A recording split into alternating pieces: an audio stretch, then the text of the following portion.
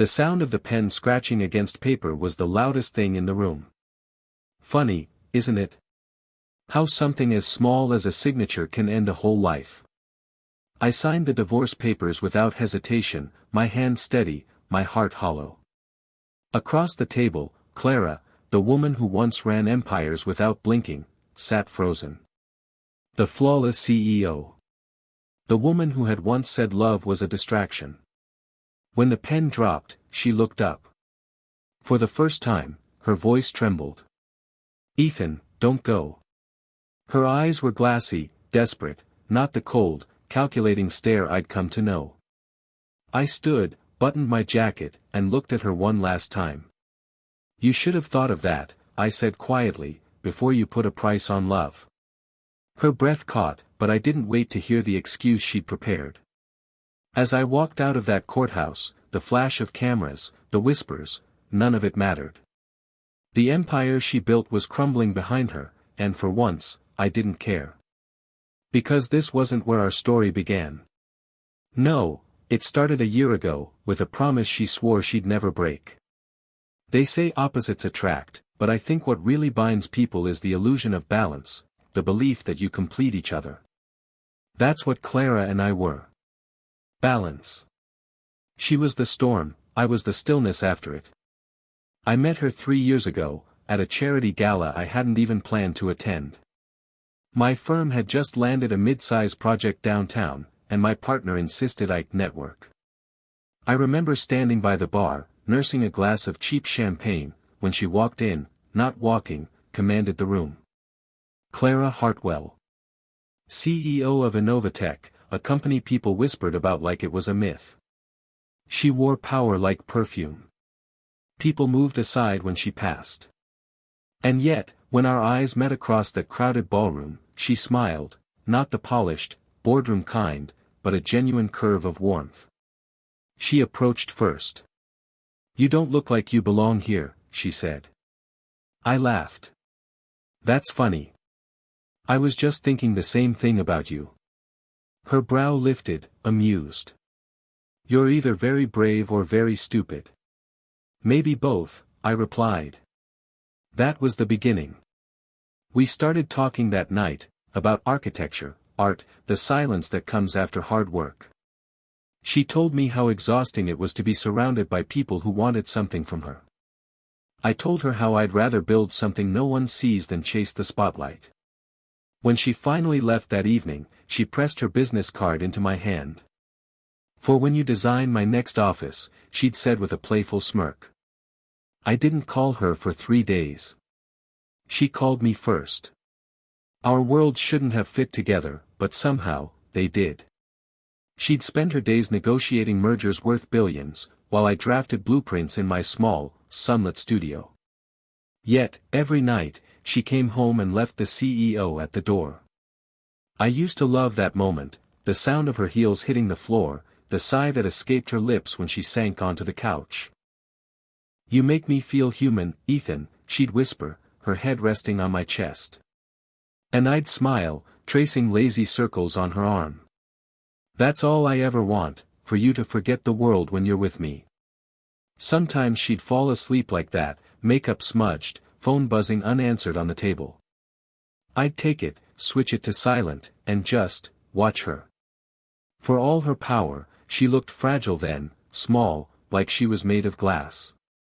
I told myself I'd protect that softness. Our home was never about luxury, even though she could afford palaces. She once surprised me by buying a modest townhouse, open floor plan, big windows, a kitchen where she said she wanted to learn to burn toast like normal people. We cooked together, or tried to. I'd make pasta, she'd argue that sauce came from jars. We'd end up laughing, eating half-cooked meals on the counter, music playing from her phone. There was this night I'll never forget. She came home late, still in her blazer, hair tied back, exhaustion etched into every line of her face. I was sketching at the table when she dropped her bag and said quietly, "Ethan, I think I'm losing myself." I looked up. "What do you mean?" She shrugged, almost helpless. "Everyone looks at me like I'm a machine, investors, employees, the board. They see numbers, strategy, not me. I walked over and held her hand. Then let them. You don't have to prove anything here. Her eyes softened. That's why I love you. You don't want anything from me. And she kissed me, not out of passion, but gratitude. A kind of silent plea, don't let me forget who I am. When we married a year later, the world called me lucky. Headlines read, Architect Marries Tech Mogul, a modern fairy tale. But it wasn't about money. Not for me. I built my firm slowly, refusing her offers to invest. Still, she helped in small ways, connecting me to clients, praising my designs in interviews. She'd call me her rock, her anchor. I never asked for the spotlight, I was content being the man behind the woman who conquered the world. We had our rituals. Every Sunday morning, we'd go for drives, no phones, no destinations. She'd wear sunglasses and hum old songs under her breath. Sometimes she'd reach over, rest her hand on mine, and say, don't let me turn into one of them. I never knew who them really meant, the powerful. Heartless. Lonely. I told her, you won't. Not while I'm around. She smiled then, and for a moment, I believed her. Looking back now, I realize how many small signs I missed, the cracks under the perfect surface. But back then, all I saw was love. We'd stay up late after her meetings, sitting on the floor with takeout boxes. She'd tell me about the chaos of her day, boardroom fights, betrayals disguised as smiles. And I'd listen, quietly, trying to understand the world she lived in. Sometimes, she'd lean against me and whisper, you know, I could lose everything tomorrow, and as long as I have you, I'll be fine. And I believed that too. One night, after one of her biggest product launches, she stood on the balcony with a glass of wine. City lights glittered around her like stars trapped in glass. I built all this, she said softly, almost to herself. But I think I'd trade it all for peace. You have peace, I said. You just don't stop long enough to feel it. She looked at me then, really looked, and for a heartbeat, I saw something raw behind her polished calm. Promise me something, Ethan, she whispered. Promise me that no matter how far I go, you'll pull me back to earth. I promise, I said. And I meant it. Every word. It's strange how love can feel eternal while it's happening, like you're both standing in a moment that will never break. But moments fade. Even the strongest promises eventually bend under the weight of pride, power, and secrets. And though I didn't know it then, the woman who once told me I made her feel human was already learning how to live without a heart. It started with the silence. At first, I didn't notice it, or maybe I refused to. Clara's world had always been fast, loud, and relentless. Late meetings were normal, missed dinners given. But there was something different now, something that didn't sound like exhaustion anymore. It sounded like distance. She'd come home later and later. Her perfume lingered in the hallway long after she'd gone upstairs, but the warmth that used to fill the house never followed her in. I'd wait at the kitchen island with dinner still steaming, 2 plates set. Midnight would come, and I'd wrap hers up in foil. When she walked through the door, her voice was sharp and tired. Ethan, please don't wait for me. You know how unpredictable things are right now. I don't mind, I'd say softly. I just like seeing you. She'd smile, the kind of smile that never reached her eyes, and kiss my cheek. You're sweet. But really, I'm fine. Then she'd disappear upstairs with her phone still in her hand. Weeks went like that. The woman who once fell asleep on my shoulder now spent nights behind closed doors, the glow of her laptop flickering under the crack of her office door. I told myself she was just stressed, that running a billion-dollar company meant temporary distance. Still, a part of me began keeping score without meaning to. Missed dinners. Unanswered texts. That faraway look in her eyes whenever I spoke. One morning, I stopped by her office downtown. I hadn't told her I was coming, I just wanted to surprise her with coffee. When I reached the reception desk, her assistant, Maya, looked startled. "Mr. Hartwell. I didn't know you were scheduled." "I'm not," I said, smiling. "Just thought I'd bring Clara some caffeine before her next meeting." Maya hesitated, glancing at the glass doors to Clara's private suite. "She's, in a confidential arrangement right now." "Arrangement?" I repeated. Maya's face went pale. "Sorry, I mean, a meeting. With investors." I nodded slowly, pretending I didn't hear the slip. "Right. Of course." As I turned to leave, I caught my reflection in the mirrored elevator doors. The man who once belonged in her life now looked like a guest in it. That night, I asked her about it casually. "So, how was the big meeting?" She didn't look up from her laptop. "What meeting?" "The one with your investors." "The confidential one," I said lightly. Her fingers froze on the keyboard for half a second before she recovered. "Oh, that. Just internal restructuring. Boring stuff, really."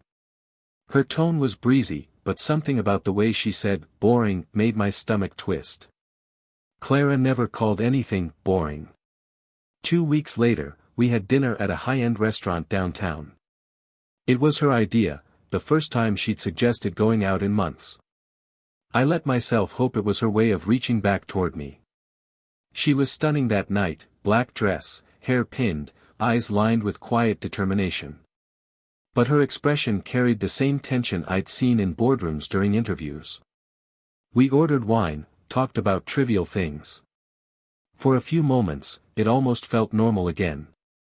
Then she cleared her throat. "Ethan, there's something I've been meaning to discuss." The tone was too formal. My chest tightened. "Okay." She lifted her glass, eyes trained on the candle between us.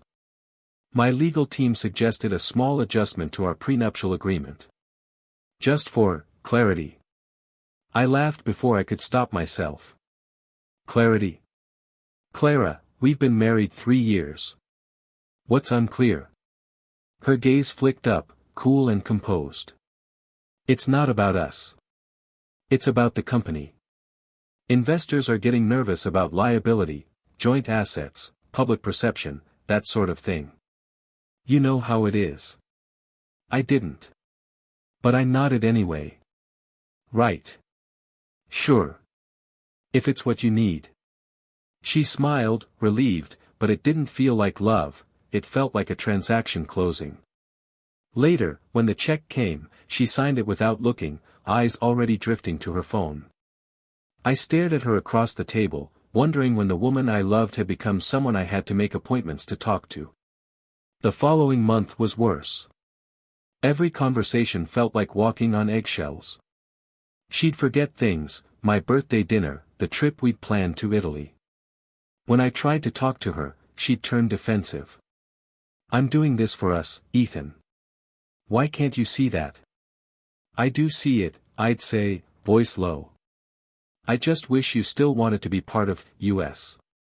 She'd sigh, exasperated, like I was a child who didn't understand the rules of her world. Sometimes I'd wake up in the middle of the night to find her sitting on the edge of the bed, phone pressed to her ear. She'd whisper things I couldn't quite make out. Whenever I stirred, she'd say, "Go back to sleep." So I did, pretending not to hear, not to wonder. But one night, I couldn't. It was nearly 2 a.m. when I heard her voice through the office door, low, clipped. Laced with a tone I'd never heard from her before. "It's almost done," she said. "He won't fight back, he's too soft." My blood went cold. I stepped closer, heart hammering, straining to hear more. A pause. Then, "No, he has no idea. By the time it's finalized, he'll just sign. He always does." Something inside me cracked. I backed away quietly, every breath heavy with disbelief. The woman who once whispered that I made her feel human was now talking about me like a pawn. That night, I lay awake beside her, listening to her slow, even breathing. My mind was a storm of questions. What was it? What was she finalizing? Who was she talking to? But deeper than all that was one single truth that burned through me like acid. She didn't trust me anymore. The next morning, she acted as if nothing had happened. She greeted me with a soft, "Good morning," kissed my cheek, and went off to work. Her calmness was almost cruel. I watched her leave, the sound of her heels fading down the hall. Then I looked at the empty spot on her nightstand, where her wedding ring used to rest when she slept. It wasn't there anymore. That's when I knew, this wasn't stress. This wasn't exhaustion. This was preparation. She was building something behind my back. Or maybe, dismantling us piece by piece. And I had no idea why. I started noticing more things. A strange number that called her late at night. Meetings abroad that left her unreachable for days. Bank statements with transfers I didn't recognize. I wasn't a jealous man, never had been, but something inside me began to unravel. I'd catch myself watching her, searching her face for a trace of the woman who once needed me. But all I saw was control. One evening, I tried to bridge the distance. I cooked her favorite meal, rosemary chicken, the kind she used to beg me to make when she got home late. When she walked in, her expression softened for the first time in weeks. "You cooked?" she said, surprised. "Yeah. Thought you might be hungry." We sat together at the table. For a moment, the air felt like old times, light, familiar. I almost believed things could go back. Then her phone buzzed. She glanced at it, frowned, and stood up. "Sorry. I need to take this." She walked out to the balcony, voice dropping low. Through the glass door, I watched her silhouette, tense shoulders, quick gestures. When she came back in, she didn't sit down again. "I have to go back to the office," she said quietly. "Crisis meeting." "Now?" I asked. "It's nearly 10. She hesitated, then nodded. "You know how it is." I wanted to say no, I don't. But I didn't. I just watched her leave again, her perfume fading behind her like the ghost of what we used to be. That night, I stayed awake replaying her words. "He won't fight back. He's too soft." She was right about one thing. I'd never fought her. Never questioned. Never said no.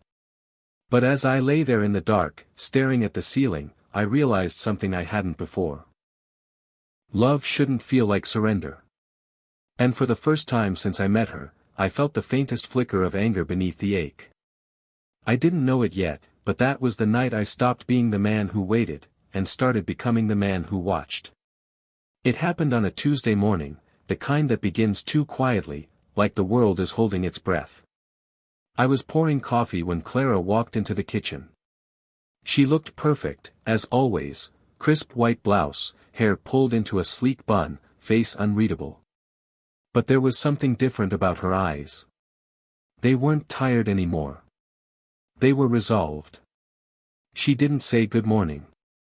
She didn't smile. She just stood there for a moment, watching me. "Ethan," she said finally, her tone sharp, clipped, the same voice she used in boardrooms. "We need to talk." My hand froze midair. The way she said it, I already knew. "All right," I said, setting the mug down. "What's going on?" She took a slow breath, then delivered the words like a closing statement. "I'll make this easy for you. $1 billion. Just, walk away." At first, I thought I'd misheard. A nervous laugh escaped before I could stop it. "You're joking." Her expression didn't change. "No. I'm being practical." "Practical?" I repeated, my voice cracking. "You're offering me money to leave." She tilted her head slightly, as if explaining something to a child. "Ethan, my life is complicated. I've been advised to simplify it. This," She gestured vaguely between us, this marriage doesn't fit anymore. You deserve your freedom. And I want mine. I stared at her, searching for the woman who once whispered that I made her feel human. But all I saw was steel. Freedom? I asked softly. From what, exactly? She didn't flinch. From dependency. From scrutiny. From illusion. I felt the ground shift beneath me. So this, I pointed around the kitchen, our home, the life we built, was an illusion to you? Her silence said more than words ever could. I took a step closer. Clara, if this is about someone else, just tell me. Her jaw tightened. It's about me. My image, my future. The company is merging with Avalon Systems. There are optics to consider. Personal entanglements like ours. Entanglements? I cut in. Is that what I am now? She exhaled slowly, eyes cold and tired. You know, I never meant for it to come to this. No, I said, shaking my head, feeling my pulse pounding in my ears. You meant for it to come to exactly this. A clean break. Pay me off, move on, and pretend love was just another line item on your balance sheet. Her gaze hardened. Don't make this emotional, Ethan. It's just business. I laughed, a raw, broken sound. You think love has a price tag? Everything does, she replied. Even peace. I don't remember what I said after that. Maybe nothing. There was nothing left to say. I packed a single bag that night. She didn't stop me. Didn't follow. Just watched from the living room as I zipped up the suitcase, her expression unreadable. Where will you go? She asked quietly. I don't know, I said. Anywhere that doesn't remind me of you. Her eyes softened for half a second, or maybe I imagined it. Then she turned away. I left the penthouse without looking back. By the next morning, the story had already hit every major outlet. CEO Clara Hartwell's husband accepts billion-dollar divorce settlement. Architect or opportunist? The man who married power. Headlines, photos, speculation, it was everywhere. I stared at the screen in disbelief, scrolling through article after article that painted me as a schemer, a leech. The man who traded love for money. I wanted to scream, to tell the world that it wasn't true, that I hadn't taken a single cent from her. But the truth didn't matter. She controlled the narrative, just like she controlled everything else. Within days, my firm lost its biggest clients. No one wanted to be associated with the ex-husband scandal. My inbox is filled with polite rejections. Even my business partner distanced himself. The irony was cruel. She had offered me $1 billion to leave, but what I ended up with was nothing. The nights that followed were the longest of my life.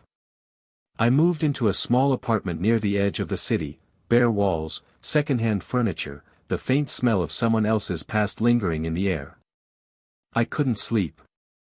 Every time I closed my eyes, I saw her face, calm, composed, merciless. I kept replaying her words, everything has a price. Was that what I was to her? A transaction? A risk to manage? Sometimes I'd check the news just to torture myself. Photos of her at galas, product launches, charity dinners. And then one day, I saw it, the first image of her with him. Julian Crane. CEO of Avalon Systems. The man she described as, just a business partner. They were holding hands at a conference in Singapore. Smiling. Posed. Perfect. The caption read, Tech Power Couple, Clara Hartwell and Julian Crane confirm relationship. I stared at the photo until the screen blurred. My throat burned, my chest hollowed out. That was the confirmation I didn't need but couldn't ignore. The betrayal wasn't just personal. It was public, global, dissected by strangers who didn't know us. My phone buzzed constantly with messages, old friends, reporters, people fishing for a quote. Hey man, is it true she paid you off? Bro, did you really get $1 billion? Care to comment on the new couple? I stopped answering. Even my mother called, voice hesitant. Ethan, sweetheart, maybe just take the money and move on. I couldn't. I wouldn't. Not because of pride, but because accepting it meant admitting she was right, that love could be bought, erased, rewritten. Clara's rise continued.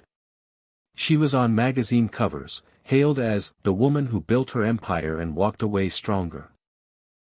She smiled for the cameras, shaking hands with the man who replaced me. But behind that smile, I wondered if she ever thought about the nights we'd shared, the dinners, the laughter, the promises whispered in the dark. Probably not. For her, the past was something to be managed, not mourned.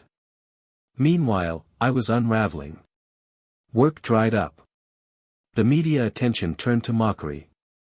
A gossip site published an article titled, From Architect to Afterthought. I'd go to coffee shops and hear people whispering my name, their pity disguised as curiosity. I tried to disappear. Deleted social media, shut down my firm, stopped answering calls. I spent days staring out of my apartment window, watching rain streak down the glass like the world was crying for me because I couldn't anymore. There were moments I almost believed her, that I was too soft, too naive, too idealistic for her world. Maybe she had done the right thing by cutting me loose. But then I'd remember the sound of her voice that night, he won't fight back. That wasn't love. That was arrogance. And beneath all the pain, something darker began to stir, something colder. Not hate. Not yet. But the beginning of it. One afternoon, I walked past a newsstand and froze.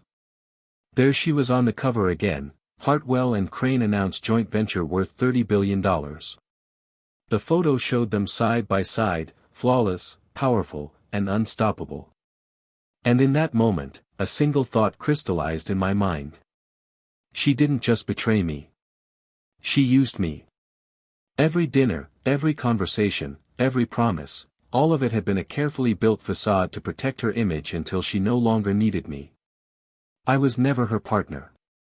I was her shield. And now, she thought I was gone. That night, I stood in front of the mirror in my small, dim apartment and really looked at myself, unshaven, hollow-eyed, wearing the same shirt I'd worn for days. I barely recognized the man staring back. But behind the exhaustion, there was something else. A spark. A question that wouldn't leave me alone. What happens when the man who won't fight back finally decides to? And that's when the idea took root, slow, dangerous, electric. If Clara believed everything had a price, then it was time she learned that betrayal does too. Because she'd taken everything from me, my name, my work, my dignity, and left me with nothing but time. And time, I realized, is the one resource even billionaires can't control. They say grief has stages. I found revenge has its own. First comes the silence. Then the plan. I went dark on purpose. No interviews. No Instagram posts. No calls that mattered. I rented a one-bedroom on the wrong side of town and let the world assume I'd disappeared. That was the easy part. The hard part was learning to stop bleeding on impulse and start thinking like a patient animal. Money was a problem, my firm had folded, clients gone cold. But revenge doesn't always require cash. It takes time, stubbornness, and the willingness to listen when other people finally decide to be honest. The first ally I found was embarrassment. People at Clara's company had a way of saying too much once their masks slipped. I started showing up in places people didn't expect, industry panels, small architecture forums, town hall meetings where Innovatech presented charity grants. I smiled, I asked questions, and I collected look-alike stories, offhand comments about layoffs that never happened, murmurs about projected numbers that read like fiction, rumors that the board quietly tolerated things to keep the stock shiny. A woman who once worked in Clara's PR department had a drink with me after a talk. Her name was Jenna. She laughed at first. You? Of all people? Then sobered. They promised me anonymity, she said, voice hovering low as the bar music hummed. They told me to plant the right stories when things got rough. I hated it. I left, and no one asked anything. She slid me a folder on an old receipt.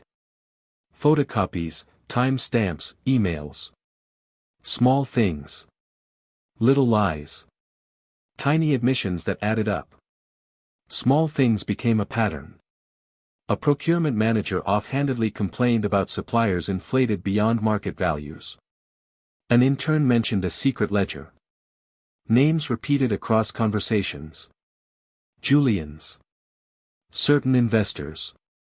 A legal counsel who looked like he slept in his suit and drank bourbon at noon. I kept my calm. I collected the scraps quietly, like someone assembling a mosaic from shards of ceramic. I made 2 rules for myself: nothing public until it hurt where it would hurt most, and never act like a broken man looking for payback. Ruthless, but tidy. Then I pushed a card across a table to a person who could make those shards matter.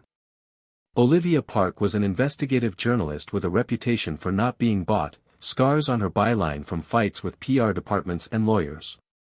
I sent an email that said, I have a story about accountability. Not for sale. Coffee? She answered with a time and place and the single line, you sound dangerous.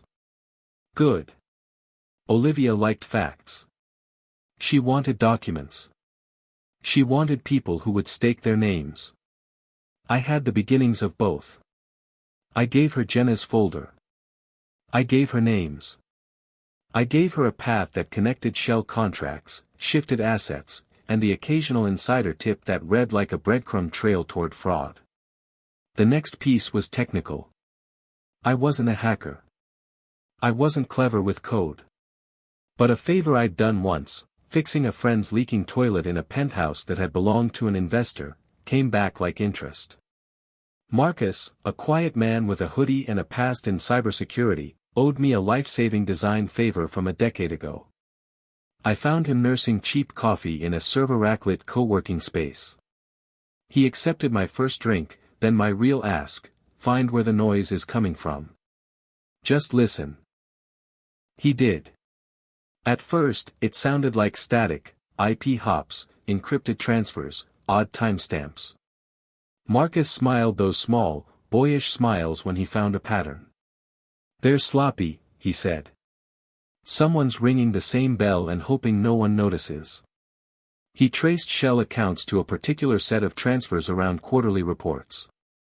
He found the ledger Jenna hinted at, offshore accounts, disguised invoices, and payments routed through a network of subsidiaries that made sense only on paper. We did not publish. We orchestrated. Olivia began a drip. A minor column about governance. A longer feature about compliance culture. A byline that suggested oversight, nothing that was actionable enough to bring law down on Innovatech yet. The coverage was precise. It irritated investors. It woke compliance officers in the night. It made the board ask questions they'd previously avoided.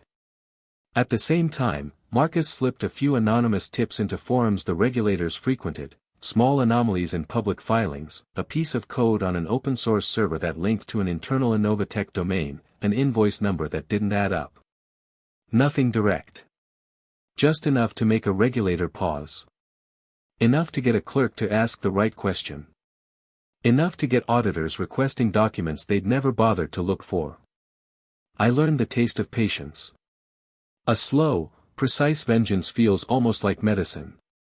It must be dull to the hand, you cannot shake it. You cannot wave it around like the wild thing it is. You administer it one drop at a time. There were setbacks. A lawyer from Olivia's paper warned her off when the first cease and desist hit their inbox. Clara's team employed a legal firm that moved fast and wrote threatening letters faster. Olivia flipped the letter on the table and smiled. They think letters scare me. They don't. A source I'd trusted suddenly went silent. Jenna texted that she'd been offered a severance and insisted she left because she couldn't handle the pressure.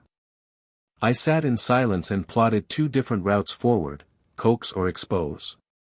I learned to do both. Pressure, over time, peels people. Julian's people, it turned out, were the easiest to peel. He was a man with his hands spread too thin, a board full of rivals and a reputation built on charm rather than steel.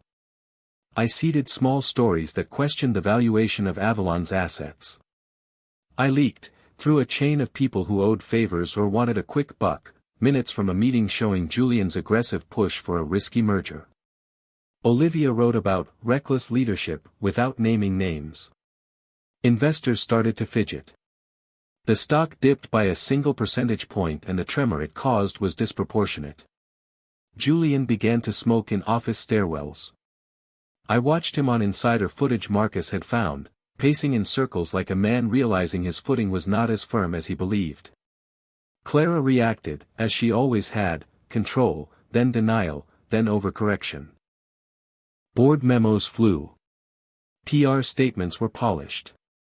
But every time she smoothed one public wrinkle, another private one opened. Auditors asked for documents she hadn't anticipated producing.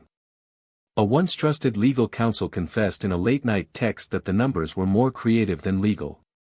It wasn't drama, it was rotten. People called it karma or coincidence. I called it orchestration. I would never call it justice, not yet. Justice requires law, we were only building the case for it. And somewhere in the middle of the method, something colder grew in me. Not hatred for the person she was. Clara wasn't the only one who'd used power, it was a precise, almost academic understanding of how she had weaponized everything she touched. She taught me cruelty by example. She taught me how people fold under pressure. I learned faster than she expected. I didn't want to ruin her for the sake of cruelty. I wanted her dismantled in the same careful, inevitable way she'd dismantled me, with documents, with disclosures, with people who finally refused to be complicit. I wanted the optics she loved so much to become the knife that cut her loose. I wanted her to understand, in a way public headlines couldn't explain, what it felt like to have your life audited and found bankrupt of truth. Sleep became scarce for both of us. I heard through channels that Clara's nights were unrestful too, sleepless in penthouses, pacing, calling lawyers, questioning allies. She began to micromanage the board, to call investors personally, to beg for loyalty with the kind of hands-on intensity that smells of panic. Meanwhile, I built alliances that were not dramatic, lawyers I could afford on a contingency, analysts who loved the puzzle, a former plate spinner from Clara's inner circle who had been pushed out and wanted the truth public. We mapped everything. We counted every anomaly like a ledger, transfers here, emails there, approvals with initials that didn't match. Together, we turned rumors into evidence. I kept reminding myself of one thing when anger threatened to speed me up: method beats fury. Fury makes mistakes. The method makes indictments. And so I kept at it, quiet phone calls, lunch meetings in diners, envelopes passed at crosswalks, and watched the house of cards tremble. She had built towers and seen them as immortal. I was learning to remove the keystone. She taught me how to be cold, I told Marcus once, a cigarette burning down to ash between my fingers. I just learned faster than she expected. He didn't say anything. He just nodded, eyes reflecting the faint light of a monitor. Good, he said. That means you learned to survive. It felt like the beginning. Not yet the end. But beginnings taste like copper and coal and the strange peace of doing what must be done. They teach you a lot about anticipation in architecture, how a space will feel before it exists, how light will land on a floor before the walls are up. Revenge, it turns out, is the same thing. You imagine the cut, the echo, the way everything will settle after the last brick is turned. But even the best laid plans hold a pulse of surprise when they finally land. The morning of the divorce hearing felt like a storm waiting to break. I woke early, not because I couldn't sleep but because sleep felt like postponing what had to happen. Outside my window, the city moved with its usual indifferent rhythm: taxis, joggers, a delivery truck backing up with a metallic grind. I made coffee, black, the way I'd started drinking it when sleeplessness became a companion rather than a nuisance. The apartment was quiet in a way that felt deliberate, clean, like a stage before the actors stepped out. Clara arrived at the courthouse in a suit that could have been carved from marble. I'd seen her wear power outfits before, this one did something else, it announced inevitability. Her hair was tight, her makeup immaculate. She moved with the same smooth efficiency she used to slice through partners and competitors. To the cameras already waiting beyond the media barricades, she looked untouchable. She emailed a copy of the morning schedule to her legal team. She took a final picture for her PR manager. She smiled and rehearsed beats for the phone cameras. All of it was performance. She was a woman who had trained an army of optics around her. She expected, as she always had expected, that optics would protect her. What she didn't expect was the morning's first headline. It arrived as a single, controlled burst: Olivia's piece, live on the site, in bold, Avalon Systems under scrutiny, new evidence ties insider trades to senior executives. The article wasn't about Clara at first. It was named Julian, detailed, precise, and cruel in its clarity. Olivia had the documents, transfers, meeting minutes, emails with forwarded invoices, the shell company that Marcus had dug up, and a stamped receipt showing payments that funneled back to Avalon's subsidiary network. The story connected Avalon's alleged trades to an artificially inflated asset valuation pushed through meetings that Julian chaired. The timing of payments matched quarterly disclosures. The trail didn't end with Julian, it bent toward people in his inner circle, and, like a clean thread, it led to meetings where Clara had once sat to clarify board strategy. Olivia's piece was surgical. It didn't scream sensationalism. It pointed, step by step, to obvious questions for regulators. It didn't need exclamation points. The public smelled blood anyway. The media swarm was immediate. Cameras converged. Helicopters hovered like predatory birds. News vans multiplied like a sudden fungus. The same outlets that had days ago printed soft portraits of Clara and Julian now flashed urgent banners: investigation launched. Anchor voices lost their composure and found it again only to tell the audience another angle. Twitter became an echo chamber, then an inferno. Inside the courthouse, her legal team huddled. I watched from a bench in the back with a cup that went cold between my hands. I felt nothing like triumph, that's a lie I would never tell, but I felt the precise weight of consequence. All those months of method, the phone calls, the envelopes slid across diner tables, the quiet lawyering, the patient unspooling, it had made this morning possible. It looked, in the headlines, ugly and inevitable. Her board called an emergency meeting as soon as the article spread. Investors demanded clarity. The stock fell in the first hour of trading. A cascade of margin calls and nervous whispers began to rattle the foundation she'd assumed immovable. Julian's name was a magnet for scrutiny. When he started stumbling under pressure, fingers turned to the company next to him. The PR statements began to look thin and rehearsed. Words like cooperation and full transparency are cheap armor when the armor's foundation is rotten. By late morning, the board had one of those private votes that sound like a formality when they're unanimous. She needed to step aside, at least temporarily, for the good of the company. They phrased it as concern, as protection. I watched the color drain from her face when the notice was delivered. She had fought releases before, competitors, small scandals, but not like this. Not connected to the one person she'd brought into her orbit for safety. When they announced her stepping down, the press conference devolved into a feeding frenzy. Microphones thrust forward like talons. Questions came at her in a staccato of accusation and curiosity. She kept her voice measured. Her smile was a fraction too tight. She knew how to perform contrition in a way that protected liability, but not reputation. This was different. The reporters didn't need contrition, they needed real answers. She didn't have them. Legal threats followed from the company on Julian's behalf. Julian himself issued a statement, denouncing mischaracterizations. But the documents Olivia published were stubborn things: timestamps, transfer logs, wires with routing numbers that couldn't be plausibly denied. Regulators don't wake up and decide to act because a man tweets angrily. They act when a journalist builds them a case that makes a lawyer's scalp twitch. I stood at the courthouse steps that afternoon when she finally walked out, flanked by her counsel and a PR specialist she'd kept in her corner. The cameras turned like sunflowers.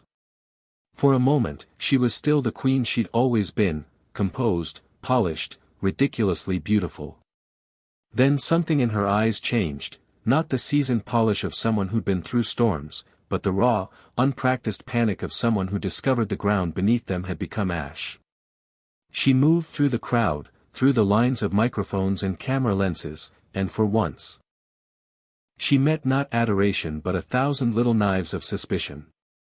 Voices called out. Reporters shouted questions about Julian, about the transfers, about whether she'd known. She answered with the practiced cadence she'd been groomed to use, a rhythm that now sounded brittle, like enamel cracking. That's when the board's decision went public: immediate suspension pending investigation. The company's stock plunged further. Investors dumped shares. Analysts began to speak of systemic risk and contagion. The dominoes she'd always thought were set to teeter on someone else's command were now falling straight toward her. I watched from the edge, not to savor the fall, there's a cruelness in that imagining, but because I needed to see if the structure I'd planned would hold. It did. Documents, when revealed in the right order, do not lie. They narrate. They convert rumors into records. The courtroom itself was a strange, sterile theater. Lawyers swapped glances like players measuring a scene. When my turn came to sign the final documents, I did it quietly. The judge read the standardities: no contest, no further arguments. I could have been anyone to the room of strangers, a man closing a chapter. I felt something different: completion. The act of signing that final page felt like the last nail, a mundane movement that carried an enormous weight. She watched me sign. I looked up, and met her eyes for the first time in months. The cameras recorded our faces, but nothing they recorded would be as accurate as the silence that sat between us. Her makeup had run a hairline streak from the corner of one eye, her mouth was set, trembling. She had rehearsed a million versions of this moment, in strategy sessions, in her head at midnight, but none of them included the public unspooling she faced now. Outside the courthouse, the press pack had grown so dense I could feel the heat of their lenses. She stepped out like someone trying to hold on to a mask. Someone shouted a question about whether she'd accept responsibility. Her answer faltered. Fear sounded like a wrong key in a familiar song. And then she ran after me. You never imagine the cadence of that voice in real life. You imagine it breaking in 1,000 different ways in private, but the public implosion has its own vocabulary. She crossed the plaza with her heels clacking like a metronome of panic. When she reached me, she grabbed my sleeve. Her hands were colder than my coffee, shaking. She looked at me the way she used to when she wanted answers, when she wanted grounding. Except the eyes were pained now, human in a way that had been buried beneath the CEO armor for far too long. Ethan, she said, voice strangled. Please, don't go. I made a mistake. I never meant for it to end like this. There was pleading in her posture, a kind of nakedness I had only seen twice before, once on our wedding night when she confessed fear of losing herself. And once when she'd come home from a bad quarter trembling, asking for someone to anchor her. This was different. This was the moment when a queen realizes the kingdom can tilt. For a heartbeat I felt the old reflex, to reach, to soothe, to return to the man who would smooth her ruffled edges. I could have. I had been built for it, the steady harbor she could fall into. But the harbor had been used, monetized, and then closed off when she no longer needed to sail into it. She saw something in my face then, the absence of the man she expected. Her fingers tightened, as if she could pull me back like a leash. "You once said everything has a price," I said, my voice low enough only she could hear. "I learned what yours costs." She made a sound, part laugh, part whimper, entirely unmoored. "Ethan. I don't want your money," I said. "I never did. I wanted us." The words landed like a stone. "But you priced it. You placed a number where a promise should have been. You taught me that love could be replaced with cash. Today, you saw what happens when promises are converted back into proof." She flinched, the way people do when struck by a wind they didn't expect. Tears leaked now, unpracticed and hot. Cameras flashed like a rain of small suns. Her lipstick blurred into tracks on her cheeks. "Please," she said again, softer, smaller. "Ethan. Don't go. Stay. We can." "No," I said. The syllable was final. "There's nothing left to stay for." She crumpled against the press of bodies, hands over her mouth, the practiced countenance gone. Photographers leaned closer. Reporters shouted. Someone in the crowd muttered, "She's breaking." Another, "The Queen has fallen." Julian, waylaid in another corridor, texted and called and was ignored by a world that suddenly needed to know his role in the narrative. She collapsed to the curb, not fainting but folding, the kind of physical surrender that speaks of ruin, a woman surrounded by what she'd built and what she'd lost. Security rushed to help her up, but she didn't rise right away. For a moment, a single, electric, terrible moment, the cameras caught a raw human image, the person behind the empire, asking with tears for something she had never had to ask for before. I turned away because I couldn't witness the dismantling of her personhood and mistake it for victory. Justice and cruelty are cousins. I wanted the first, not the second. My plan had never been to see her body on the pavement and smile. It had been to make sure justice found a footing where arrogance once stood unquestioned, to ensure she felt the financial and reputational consequences of choices she'd normalized. The world would have its take, savage, poetic, redemptive, or nothing at all. The internet would stitch it into memes, talk shows would spin narratives, pundits would debate whether the fall was deserved. But none of that would give me back the nights we'd shared, the soft moments now weaponized into evidence. It wouldn't repair the way my business dissolved under the weight of a scandal she crafted illusions for. I walked away from the courthouse with the last of the paperwork in my hand and a taste of something that was not triumph but closure. The cameras followed, and I let them. Let them see the man they'd caricatured as the opportunist. Let them see the quiet dignity of someone who chose not to collapse with the ruin he'd been handed. My steps were measured. I felt, inside, the strange lightness of a thing finished. A friend later asked if I felt victorious. I answered honestly, no. I felt whole.